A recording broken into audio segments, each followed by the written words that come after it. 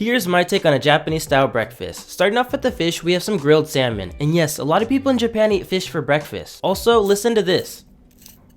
Yeah, that's what all the cool YouTubers are doing nowadays. Anyways, we have this bowl of white rice with little black sesame seeds and salt on top. Now, I could have made this pork miso soup from scratch, but this instant stuff tastes great and it's super fast and easy to prepare. All you do is add water, mix, and then you are done. With the salad, a lot of people in Japan eat salad with cabbage, but I prefer lettuce over cabbage any day, anytime. And on top, we have a little bit of sesame dressing, and this stuff is pure gold. Now here's a fun one. We have natto, also known as fermented soybeans, and this stuff is gnarly. I always add just a little bit of flavor on top because it can be a little stinky by itself, but it's also insanely good for you. Besides, they say natto is an acquired taste. I guess I'm just yet to acquire that taste though. Anyways, lastly, we have some green tea, and it comes in both the tea bag and powder form, but I'm gonna use the powder today simply because I can control how strong I want it to be. But both taste absolutely amazing and I use them both all the time. And now it's time to eat. We have chopsticks in our dominant hand and the bowl of rice in the other hand. I hope you enjoyed this video. It was super fun to make all this food, and don't forget to subscribe for daily food videos from Japan.